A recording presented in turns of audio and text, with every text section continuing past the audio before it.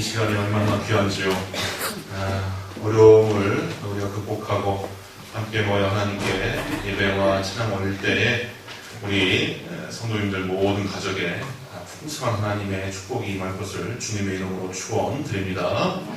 이 시간에는 체험이 있는 신앙 이라는 제목의 말씀으로 함께 말씀의 은혜를 나누겠습니다. 근래 코로나19 시대에 영세한 자영업자들 또 소상공인들 이런 분들이 겪고 있는 어려움이 이루 말할 수가 없습니다.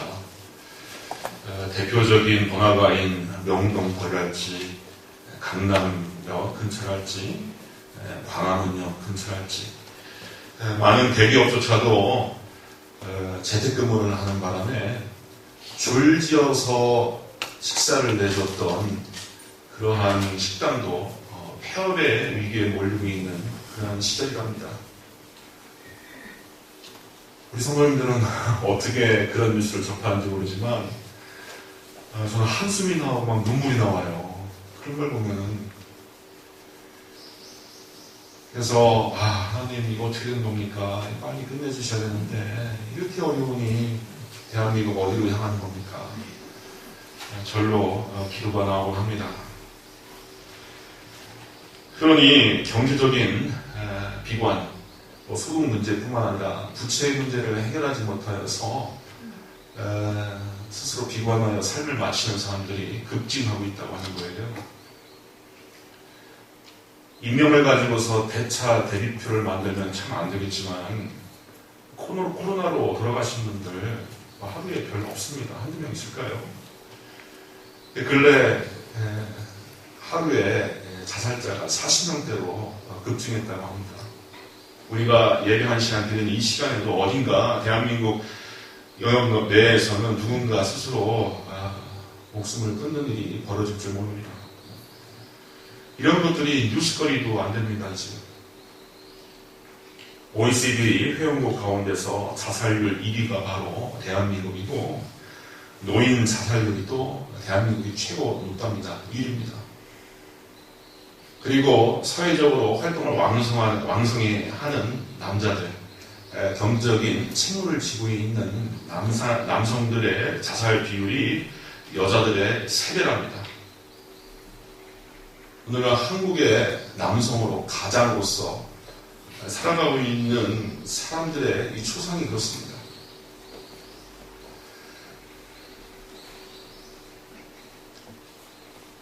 그런데 이러한 현실에 우리가 국가나 사회만을 비판할 것이 아니라 스스로 점검하고 물어볼 목도 있습니다. 우리는 소망을 품고 사는가? 우리는 무엇을 기대하고 사는가? 우리는 어떤 희망을 가지고 사는가? 그 희망의 근거는 어디에서 옵니까? 60, 70년대에 한국인의 가슴에는 소위 희망이라고 하는 시대정신, 희망이라고 하는 시대정신이 가득했습니다. 가령 국민 전반에 걸쳐서 하면 된다, 할 수 있다, 우리도 잘 살아보자 라고 하는 이 시대정신이 가득했어요. 오래간 학생들을 가르쳐 보신 우리 선생님들이라면 아시겠지만 예전에는요, 그 콩나물 시루 같은 한반에 판검사가 예닐곱 명이었고요, 대통령도 한두 명이 있었습니다. 그렇게 헐벗고 못 살고 빈궁하게 살아도 희망과 꿈만 컸어요. 우리 성도님들 영화 국제시장 보셨습니까?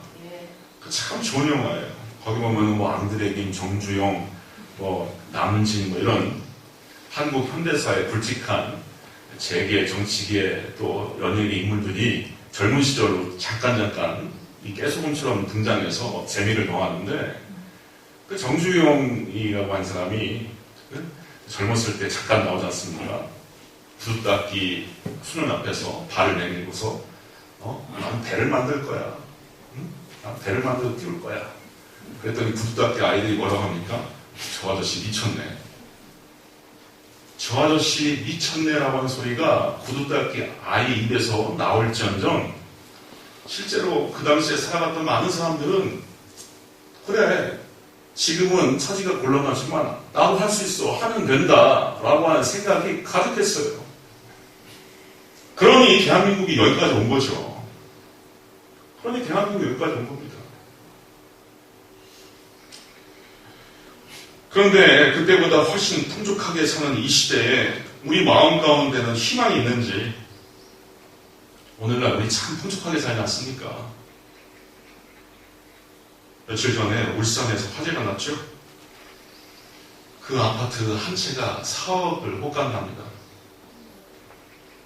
근데 그 화재당한 주민들을 그 인근 초등학교 운동장이랄지 체육관에 모시는 게 아니라 호텔에 모시고 있어요. 국비 세금을 지불해가면서 하루 숙박비가 6만 원이고 한 끼 식사가 8,000원이랍니다. 이야 정말 대한민국 선진국 맞습니다. 그렇죠? 야 이런 호시절이 어딨나. 그러나 이 땅의 많은 사람들 가운데 우리 마음 가운데는 우울, 분노, 편협한 이기심 이것이 가득한 반면에 희망이 보이질 않아요. 소모님들, 인간은 그 소망의 근거를 세상이나 당면한 현실이나 물질에 두면은 힘들어집니다. 당면한 현실이나 세상이나 물질에 우리의 희망을 두면은 그것 반드시 우리를 배신하게 되어 있어요. 세상이 요동할 때 나도 요동하게 되고 물질이 마를 때 내 마음도 마르게 되기 때문에 그렇습니다. 우리가 부르는 찬송가 가운데 522장 영국의 유명한 목사님인 찰스 웨슬리가 이 가사를 지었다고 알려졌죠.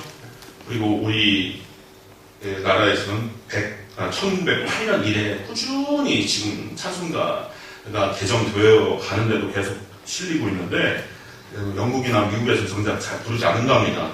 그리고 한국 찬송가 연구원이신 오소원 원장 목사님도 자기가 어렸을 때부터 자주 듣고 불렀는데 지금은 이 가사가 너무나 양심을 동요하게 해서 못 부르겠다 이렇게 고백을 하곤 해요. 그 3절 가사가 어떻게 기록되어 있냐면은 웬일인가 내 형제여 재물만 취하다가 세상 물질 불탈 때에 너도 타겠구나. 상당히 소름 끼치죠. 어떻게 보면 저도 이 찬양 거의 안 부릅니다. 제가 부임해 와서 이 찬양 한 번도 선택한 적이 없어요.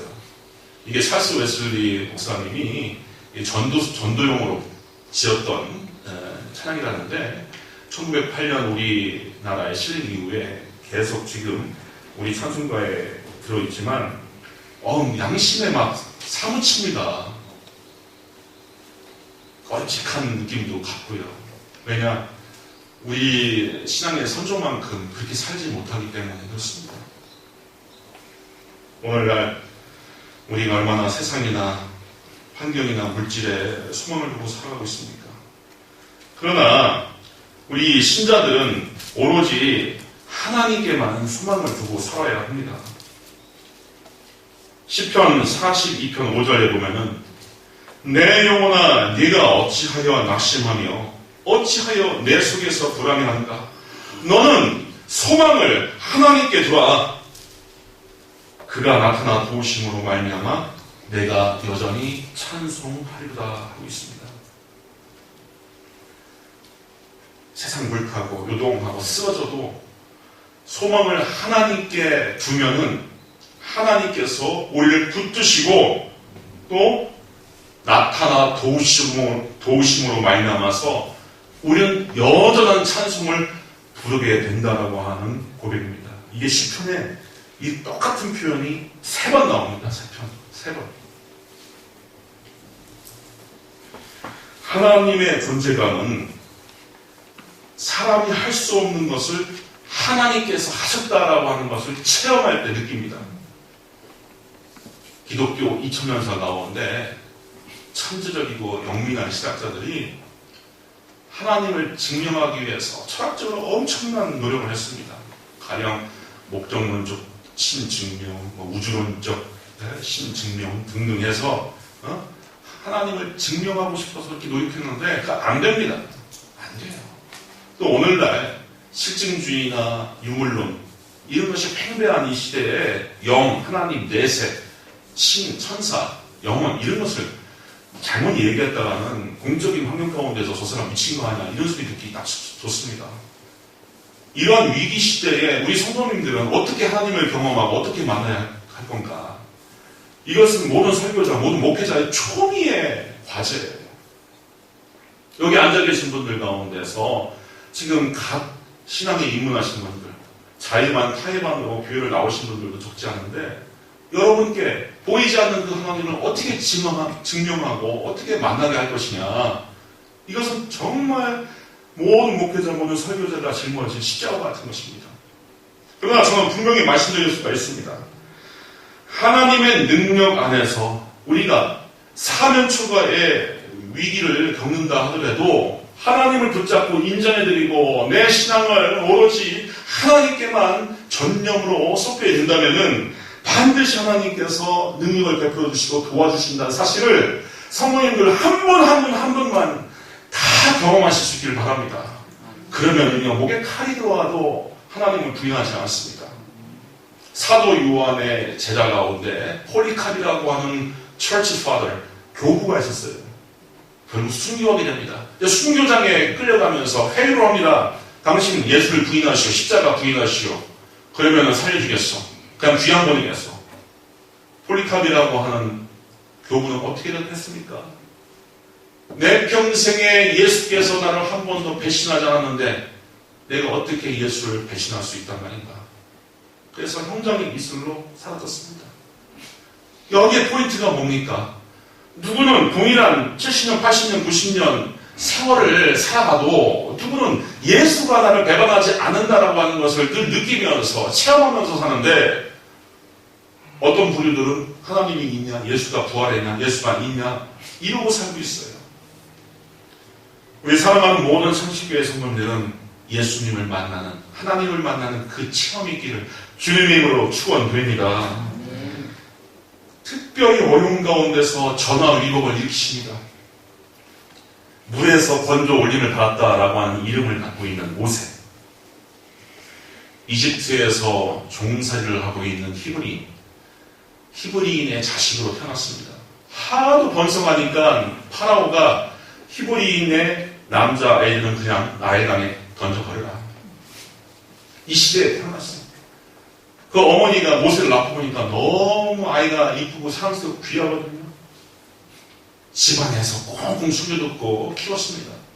근데 모세가 점점 자라나자 울음소리가 우렁차니까 이 이웃들에게 들키게 생겼어요. 그래서 큰 결단을 합니다.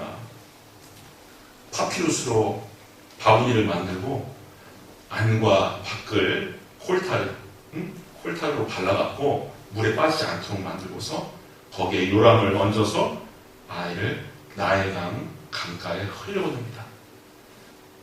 애를 낳고 길러보신 분들은 아시겠지만 그때 아이를 떠나보내야 하는 어머니의 심경 상상이 되십니까? 내가 죽어도 이 아이가 어떻게 이렇게 죽을 수가 있느냐. 몸서치고 처참하고 그 심경이 백갈래 천단으로 찢어지는 순간이에요. 인간의 실존 가운데서 자기 피부치를 그렇게 먼저 앞세운다는 것은 대단히 슬픈 일입니다. 그것도 아이, 가장 귀하고 사랑스러운 아이를. 어떤 인생이든 이렇게 당할 수가 있어요. 그건 한계, 인생의 실존적인 한계 상황에 처하게 됩니다. 그런데 하나님을 믿고 의지하는 사람은 어떤 은혜를 받습니까? 그 바구니가 둥둥 떠다니다가 하필이면은 파라오의 귀한 딸이 나일강 강가에서 목욕을 하는데 그 앞으로 당도하는 거예요. 하나님께서 그 공주의 마음에 불쌍한 마음을 불러일으켜서 이거 보니까 히브리 자식이구나. 불쌍한데 내가 걷어서 기르자. 근데 동생이 둥둥 떠가는 것을 보던 모세의 누이가 그것을 보고서 맨 큰 공주한테 옵니다. 공주님, 이 아이 어떻게 키우시렵니까? 제가 적절한 유모를 찾아드릴까요?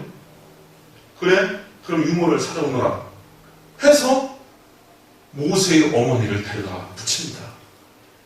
그래서 모세가 파라오의 궁중 가운데서 자기 친모의 젖을 먹으면서 성장하게 되는 거예요. 드라마틱하지 않습니까? 근데 이게 성경에만 있는 거 아닙니다. 예수 믿고 하나님을 만난 사람들은 지금도 21세기 한복판에서도 이러한 간증을 할 수가 있어요. 자식이 죽어가는 그 절체절명의 상황이 역전이 돼버려서 구중궁궐 가운데서 왕자님으로 키우게 하시는 것이 바로 하나님의 능력이라 이거예요.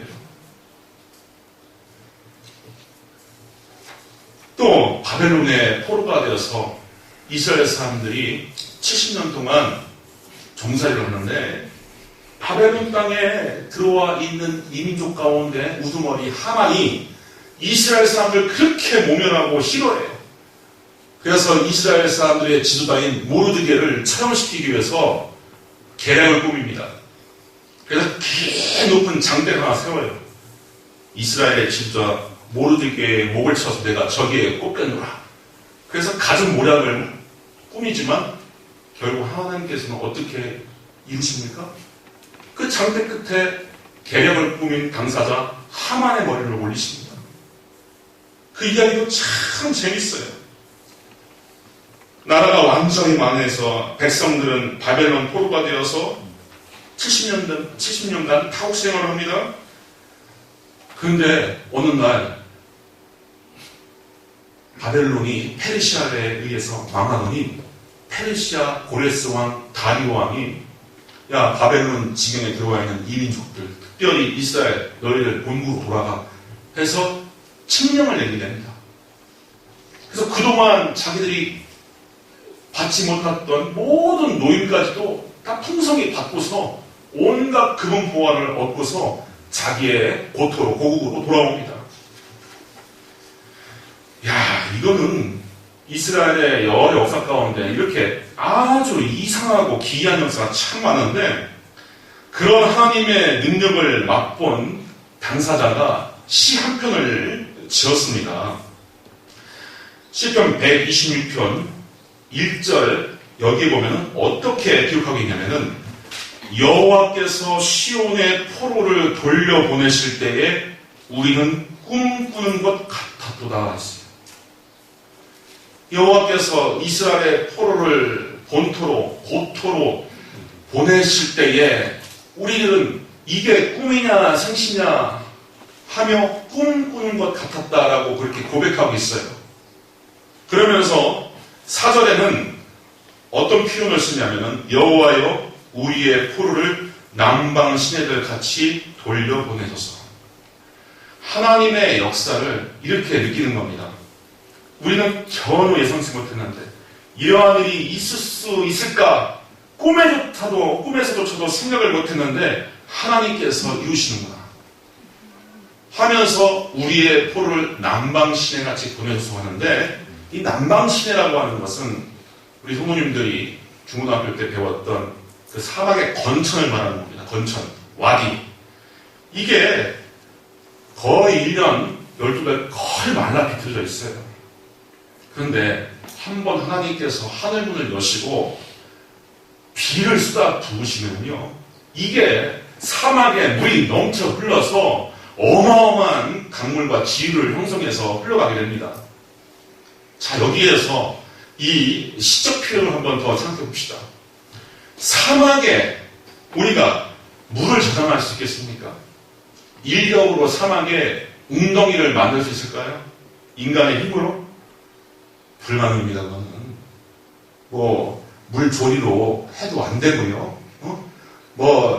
큰 호수를 연결해갖고 물탱크로 부어도 잠깐 몇 분 이내면 다 사막의 모래속으로 다 사라집니다.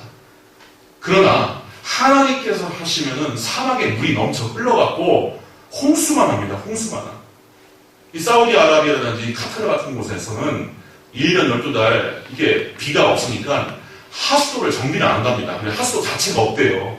그래서 한 번 비가 오면 도시가 그냥 마비가 된답니다. 홍수가 나버린대요. 우리는 의외지 않습니까? 근데 그런 일이 비일비재하답니다. 이처럼 쏟아 부어 주시는 것이 하나님의 은혜이자 능력이라는 겁니다.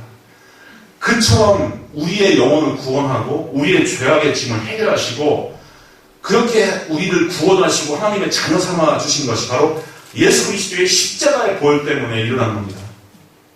그걸 그러니까 하나님이 하신 줄 알고서 우리가 믿으면 되는 거예요. 내 죄악의 문제를 예수께서 해결하셨다라고 하는 것을 인정대로 믿으면 되는 거예요. 그게 하나님의 애초에 무궁무진한 능력이니까. 그리고 체험이 있는 신앙은 사라지지 않고 썩지 않을 영원한 가치를 발견하게 됩니다. 지난 9월 18일에 우리 외교부에서요, 코로나19 확산을 막기 위해서 특별 여행 주의보를 발령했어요. 별도 연장 조치가 없는 한 10월 18일까지 특별 여행 주의보를 발령한다. 외교부에서 발표한 겁니다. 그런데 현 외무부 장관의 남편이 2억짜리 요트를 사기 위해서 미국으로 출국했어요. 그래서 이것 때문에 설왕설래 이야기가 많죠. 좋습니다. 제가 외무부 장관 그 남편에 대해서 세 가지 생각이 들었어요. 첫째, 저 부부가 그저 사회적 지위 때문에 억지로 함께 사는 이른바 쇼 윈도우 부부가 아닌가. 응? 그냥 뭐 교수고 장관이고 하니까 뭐 부부적인 부부로서의 뭐 그런 살가운 관계는 전혀 없지만 남의 이목이 두려워서 그냥 함께 사는 부부가 아닌가. 그리고 아무리 여자가 장관이라도 여자 말이라는 듣지 않는 참 참된 조선의 사나이가 아닌가. 여자 얘기라고 하는 것을 그냥 듣지 않는.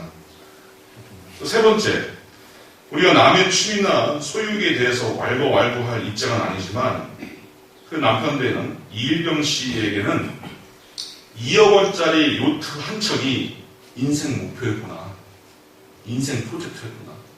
그러니 국민한테는 여행을 가지 말라고 해놓고서 당사자의 남편은 그냥 뭐 2억짜리 요트 더 늦기 전에 내가 한번 타봐야 되겠다 해서 미국으로 출국한 것 같아요. 근데 이런 현상은 이 목사인 제 입장에서는 어떤 식으로 제가 판단되냐면은 이 땅의 삶이 딱 한 번뿐이고 내세가 없다라고 생각하는 사람일수록 그런 현상은 나타나게 되겠다. 이일경 씨의 문제가 아니라 인생은 딱 한 번이고 어찌하든지 내가 여기에서 누릴 것은 반드시 누리고 죽겠다라고 하는 생각을 갖는 비신앙인들에게는 이런 현상은 나타날 수 있다는 거예요. 요즘 젊은이들도 이 유물론적인 사고방식을 많이 갖고 있습니다. 야, 인생 한 번뿐인데 내가 누려볼 거 한번 다 누려보자. 그래서 빚을 내서 명품차, 외제차를 사고 또 그 명품 쇼핑백을, 명품백을 두르고 명품 옷을 입고 그러면서 빚 때문에 안 씁니다.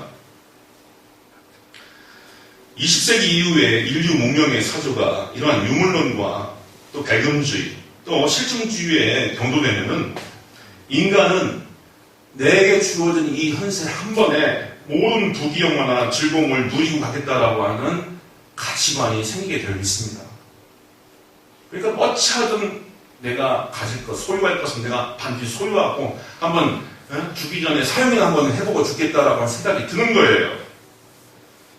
거기까지 좋습니다. 하지만 해결할 수 없는, 인간이 해결할 수 없는 고난이나 중병이나 죽음의 직면에서는 바로 인간의 정신이 공황 상태로 들어가 버립니다. 삶이 단 한 채뿐이라면은 우울증, 자살 충동, 공황 이런 것들을 극복하지를 못하게 됩니다.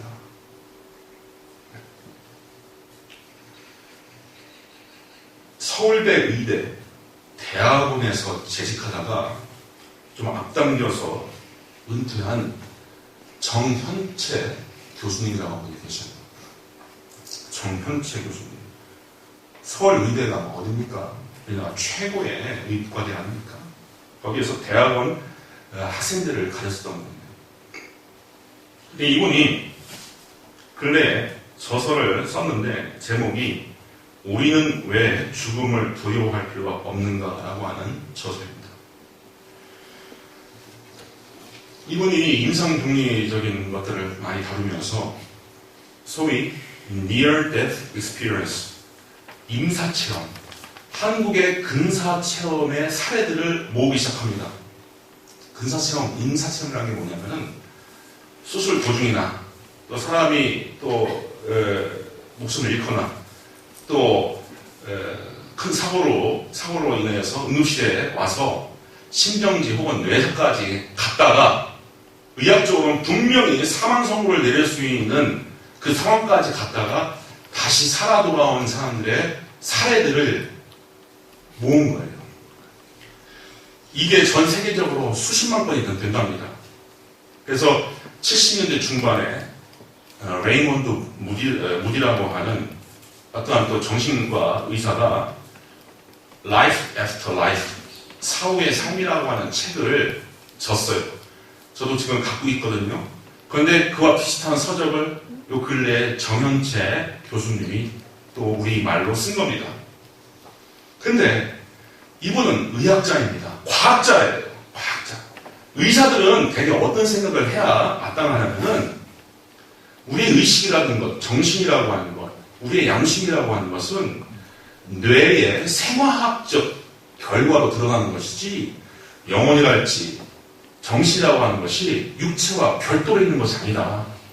한마디로 모든 실제의 근원은 물질이다, 육체다라고 하는 유물론적인 세계관을 갖고 있는 것이 요즘 과학자들입니다. 정신이라는 거 없다. 정신이라고 하는 것, 영혼이라고 하는 현상은 물질, 육체의 하나의 부가적인 현상이지 그 자체로 존재하지 않는다. 따라서 사람이 죽으면 정신이랄지 영혼이랄지 이런 기능은 상실되는 것이 마땅하다라고 그렇게 이야기를 해야 돼요. 그런데 정현채 교수는 숱한 사례를 연구해서 아니다. 사후에 뭔가가 있다라고 하는 것을 쓰게 됩니다. 그래서 대표적인 근사 체험으로는 자기의 사례를 통하여서 이렇게 보고하고 있어요. 근사 체험을 경험한 사람들의 50% 죽음 이후에 자신이 죽었다는 인식을 하게 된다. 또 죽음 이후에 어떠한 편안하고 기분 좋은 긍정적인 감정을 갖더라라고 하는 고백. 체험자의 56%가 그렇게 고백을 하고 있다는 겁니다. 그리고 자기의 몸을 빠져나와서 죽은 자신을 바라보는 경험을 24%가 한다는 거예요. 그리고 긴 터널을 통과한다는 것 19%가 경험했다는 겁니다. 그리고 밝은 빛과 교신을 했다 14%, 여러 색들의 영롱한 빛을 보았다 23%, 초월적인 세계를 직접 가보았다 29%, 세상을 떠난 가족과 지인을 만나서 돌아왔다 32%. 이러한 데이터를 축적한 정현채 교수가 뭐를 강조하냐? 육체와 물질만 우리 인간을 구성하는 것이 아니다. 과학자 얘기입니다. 그리고 정신과 육체가 별도로 있다. 그리고 눈에 보이는 세계가 다가 아니다. 결론적으로 근사체험을 연구해보니 사후 세계가 있을 가능성이 매우 높다. 자, 애초에 우리 기독교의 복음이 무엇이었습니까? 죽으면 끝이 아니라는 거예요. 내세가 있다는 겁니다. 그리고 예수가 부활했고 예수가 우리의 죽은 육체에서 살린다는 거예요. 그리고 영원한 천국이 있다는 겁니다. 그래서 우리 성도님들은 이렇게 차라리 생각할 수가 있을 거예요. 사는 게 두렵고 무서운 것이 죽는 게 무섭고 두려운 것이 아닙니다. 따라서 우리에게는 적당한 믿음이라고 하는 것, 이거 금물입니다. 가부간의 분명한 믿음을 지녀야 합니다. 세상에는 이른바 점이지대, 회색지대, 중간지대가 있지만 참 신앙에는 그렇지 않아요. 세상과 짝하려고 하지 마시기 바랍니다. 특히 젊으신 분들. 삶은 한 차례 지상에 있는 것이 아니라 영원하기 때문에 우리의 인생관, 가치관, 세관 이 모든 것들을 다 예수의 정신에 맞추기 바랍니다. 요한계시록에 예수님께서 뭐라고 말씀하셨냐면은 내가 내 행위를 아노니 내가 차지도 아니하고 뜨겁지도 아니하도다. 네가 차든지 뜨겁든지 하기를 원하노라 했어요. 차든지 뜨겁든지 가부간에 예수 편에 분명히 서는 겁니다. 프랑스의 고생물학자이자 지질학자인 신학자 테이어드 샤르렌, 아주 유명한 분이에요. 이분이 뭐라고 얘기했냐면은 우리는 영적 체험을 하는 인간이 아니라 인간이 된 체험을 하는 영적 존재다 그랬어요. 인간이 된 체험을 하는 영적 존재다. 그래서 우리가 이 세상에 그냥 우리 면전 앞에 있는 일들로 일희일비하지 말고 모든 우리의 마음과 운명과 앞날을 하나님께 충분히 맡기실 수 있기를 바랍니다. 죽어도 손해가 없고요. 우리에게는. 그리고 아까 말씀드렸듯이 하나님을 절대적으로 의지하는 자들을 하나님께서 붙잡아 주셔서 절체절명의 위기를 전화위복의 사태로 만들어 주시고 또 우리 성도님들에게 살아계신 하나님의 그 능력을 체험토록 하신 분이에요. 이것을 우리의 믿음의 모든 성도들이 다 누리고 느끼고 체험하고 고백하며 살아왔습니다.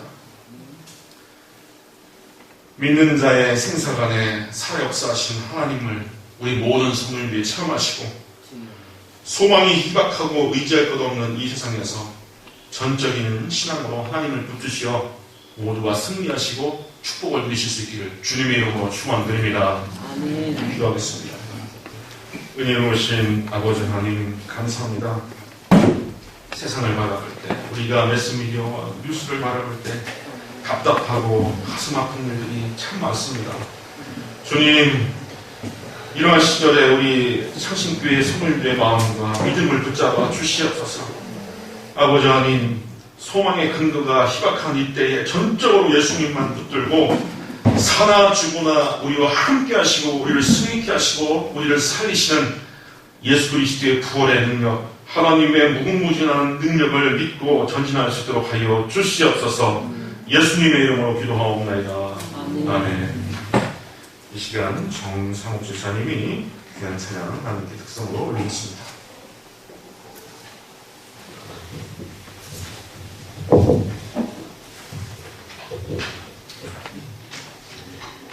오랜 기다림의 기도 속에서 오늘은 대면 예배로 예수님을 영접하게 되었습니다. 성도 여러분, 10월에는 여러분의 예수님에 대한 사랑이 더욱더 깊어지시기를 소망합니다.